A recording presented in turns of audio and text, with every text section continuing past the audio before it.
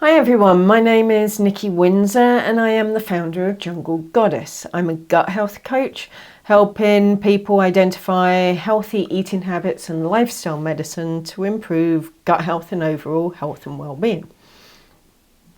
So the theme this Health and Wellness Day is stress awareness. And while April is Stress Awareness Month, it's also IBS Awareness Month. Now, all of last week I posted a wealth of information about IBS and top tips on how to improve the quality of your life if you're living with the condition. So when I was asked to talk about IBS for Stress Awareness Month, I wanted to delve into the impact that emotional states have on the condition.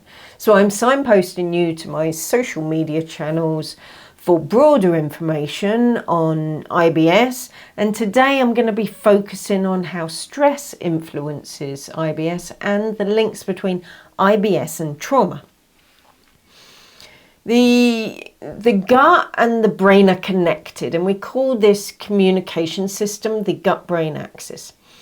There's millions of nerve cells throughout our digestive tract, which are collectively referred to as the second brain, the brain in your gut, or the enteric nervous system. Its main role is controlling digestion.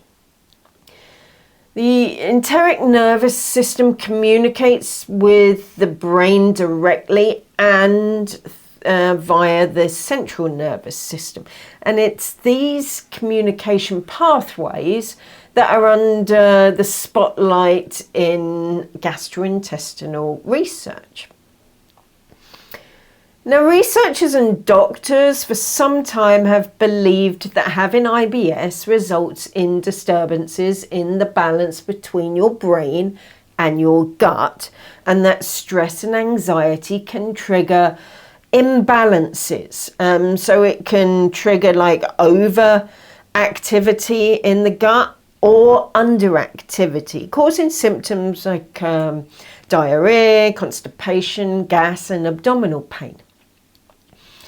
Well, now there's evidence that this communication goes both ways, and that the digestive system could also be triggering emotional disturbances in the brain.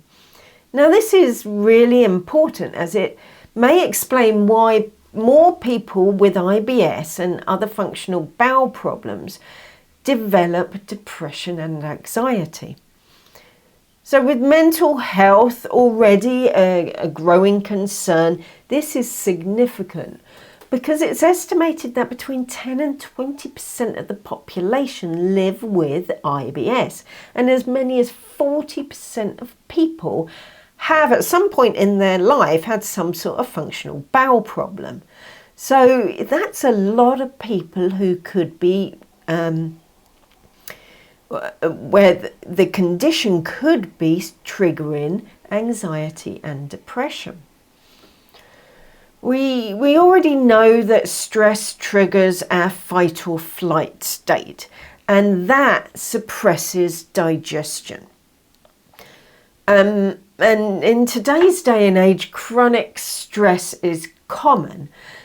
And the problem is our system can't determine when the threat is over. Chronic stress has us in this elevated state of alert.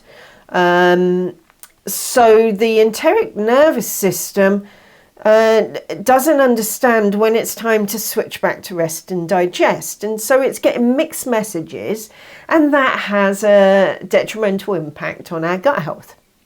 So really, it's no surprise that our gut is triggering our emotions. Now, this understanding of the gut-brain connection, it does help explain why antidepressants and therapies that help manage stress and that help reduce stress are effective in IBS and other similar bowel disorders. These are therapies like cognitive behavior therapy and gut-directed hypnosis. And they're becoming more popular treatments because they help our two brains to talk to each other. And this in itself goes a long way to explain why dietary changes alone are ineffective in many people. So if stress can have this level of influence on our body, what about trauma?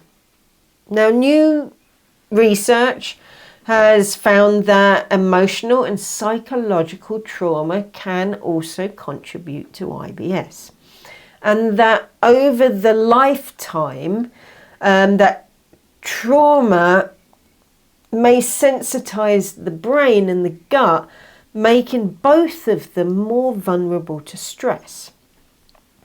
Childhood abuse has been reported to be present in up to 50% of patients with IBS, a rate twice that of people without the condition. And it was found that trauma often occurred prior to the onset of symptoms. In another study, it was found that people with IBS were considerably more likely to suffer from PTSD. So while treatments like antispasmodics, a low FODMAP diet or probiotics may help reduce symptoms, they're only tackling one side of the problem.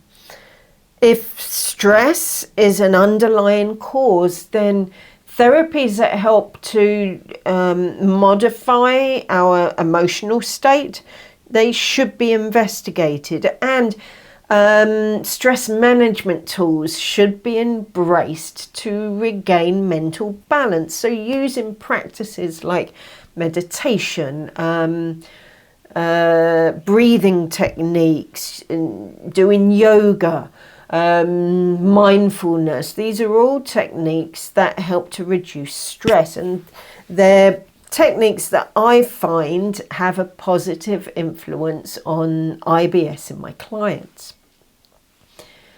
Now, if trauma is the underlying cause, then therapies that help treat trauma should be investigated. One of my areas of study is internal family systems, which is a type of therapy that can be applied to types of trauma, as can cognitive behavior therapy and other talking and arts and creative therapies. So I hope that helps kind of uncover a little bit more about the brain link with IBS. There's a lot of talk about the food side and food triggers and everything, but there's a whole different side of it that really needs to be considered with any sort of treatment. Now, I'm happy to chat with anyone who's interested in finding out more about IBS treatments and therapies. So if you want to have a chat, just get in touch. Right, enjoy the rest of your day and the rest of this health and wellness day. All right, thanks, bye.